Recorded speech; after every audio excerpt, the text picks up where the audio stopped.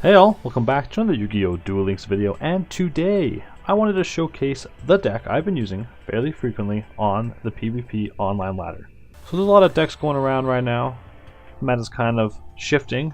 It's going to be shifting really soon to where the ban list takes effect. That's removing Cyber Angels from mainstream play. And also the dominance Ninja has, if it's able to go off. And thus I feel Phoenix and Gladiator Beast will see a resurgence. And I already made a video on my Phoenix deck, and I thought today we could look at my Gladiator Beast deck. So here is my Gladiator Beast deck, and the one thing that has stayed very consistent throughout all my different builds is the monster lineup. So let's talk about that first.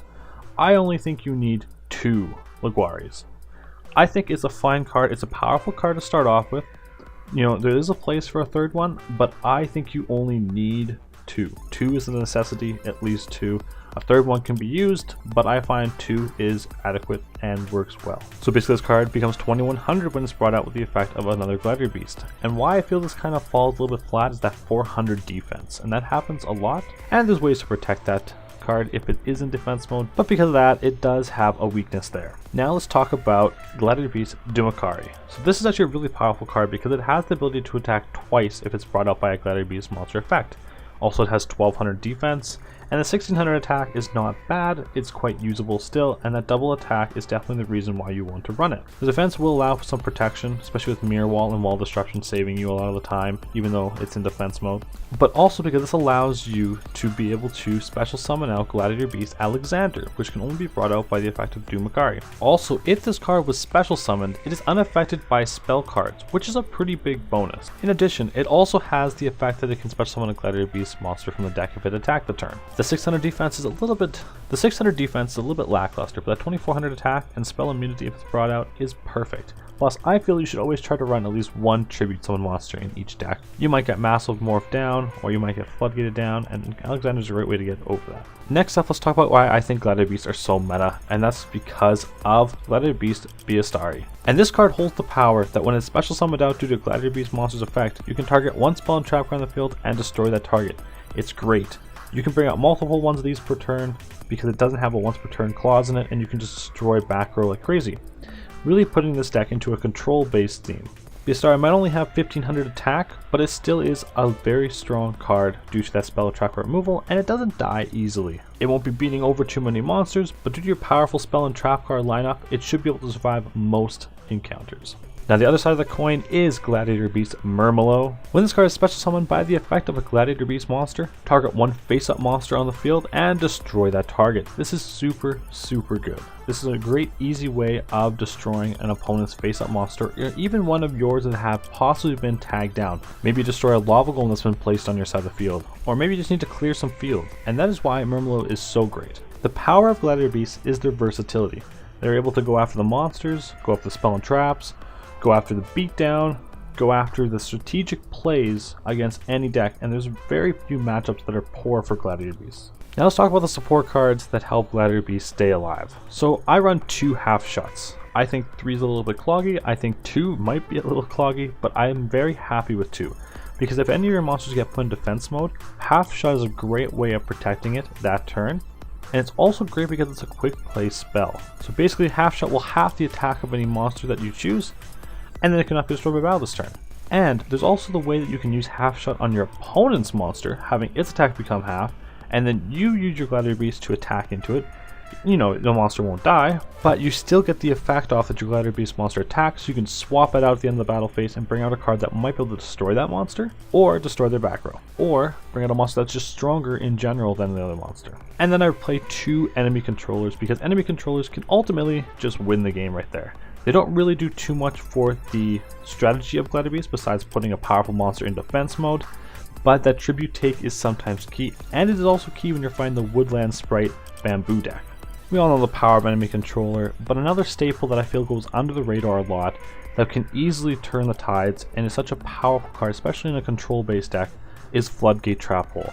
And if I had a third, I'd contemplate running it. It's such a powerful card that can really just win the game for you right there. Floodgate Hole will make opponent's monster, when they summon either special or normal summon, just turn to face down defense position, and that monster cannot be changed back. And that's why I feel a Floodgate Trap Hole should be run and is almost a staple that should be run in every single deck, I think. And then I have the one Mirror Wall because it is a powerful card. You have your face-up Gladiator Beast monsters in attack position, your opponent attacks into it, you can activate Mirror Wall and destroy their monster, and it counts as your Gladiator Beast battled, so it'll get its effect off as well. And now I used to run 3 impenetrable attacks, and I kind of subbed them out for Floodgate Trap Holes and Wall of Disruptions, and that's because it is a great card, it is. But with the current decks that are running around, I feel like it kind of died off. Phoenix destroys this, other Gladiator Beasts destroy impenetrable battles quickly, and it really doesn't advance the game state other than protecting one of your monsters for the entire turn. So that's why I like running 1. You could run multiple copies as replacements for any of the other trap cards in this deck, and I feel that 1 is a good number for my build. And just based on the decks that are running around right now, Red Eye Zombie, other powerful just spam out decks, and as well as the Mirror Match, I run 2 Wall of Disruptions. This card I've been going back and forth between taking out one of them and tossing in another enemy controller, or just keeping 2 of them. Wall of Disruptions is very powerful, and if I did have another Floodgate Trap Hole, I would likely take out Wall of Disruption for that Floodgate. Now let's take a look at the extra deck. Now this fusion lineup is very standard. I feel like it should be played exactly like this in every Gladiator Beast deck, if you have those cards. So first off, we have the 1 Gladiator Beast Hurricalinos. Now this is a powerful card, don't get me wrong, it's definitely their biggest boss monster that they kind of have, just with attack alone, but it takes a specific Gladiator Beast, the Laquari, this guy right here. Now this is still a really powerful card because it holds the ability that during either player's turn, when a spell or trap card is activated, you can discard 1 card, negate the activation, and if you do, destroy it.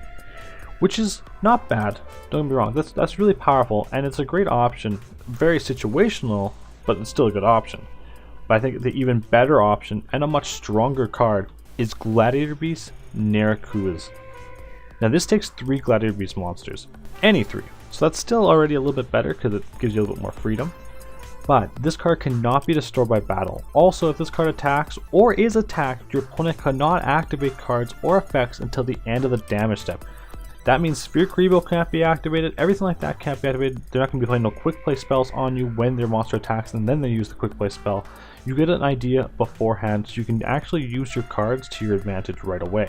Also, unlike the first Gladiator Beast fusion we talked about, this one actually does have the effect that you can shuffle it back into the deck after it's battled, and you can special summon 2 Gladiator Beast monsters from your deck. So you don't get the same value back, but if you can change the game state enough with this card and still get 2 special summons out, that's a great trade-off. And then we also have 2 Gladiator Beast Acidaris. Now this has no effect whatsoever, and it's basically a normal monster in most regards. And you will not be able to return this back into the deck. But it is a powerful card, it has 2500 attack. So that's a great way of getting over some Phoenix if you absolutely have to. Because you know Phoenix, if it is destroyed by battle, it actually won't return. Now the reason why I run 2 of them, and the reason why I run 2 of the Necros, because you can still fusion summon with face down monsters. So if your monster gets floodgated, you can still actually use that as fusion materials by just shuffling it back into the deck and special summoning out one of these Gladiator Beast fusion monsters. So that's really awesome, and that's why, you know, take advantage of the full space you have. You might go into one of these and then go into another one using a face down monster and this card. Maybe they could both get pinned down by some spell and trap in your opponent's back row. It's still a great option just to run all copies of all the Gladiator Beast monsters we have for every situation, and I think you should max out on this and this one. Now let's quickly just talk about the skill. I definitely think balance is key. You want to get at least 1 Gladiator Beast in your hand. Balance is not as good as it was before. There's a level of randomness to it now, which causes you to sometimes only get 1 monster in your hand, which is a little bit troublesome, but there's talk about how it works with a 5 card hand. So if you're going second, you should always be able to get a Gladiator Beast or 2 in your hand, and a couple of spell and trap cards. So I run at least 10 monsters with balance, so I normally see 2 Gladiator Beasts in my starting hand, 1 spell, 1 trap, or 2 traps. And that's what I usually want to see. That's how I start my plays, and those plays can keep on going because I have a good foundation to build them on. So this is my Gladiator Beast. I have a couple of duel replays I wanted to showcase to you guys.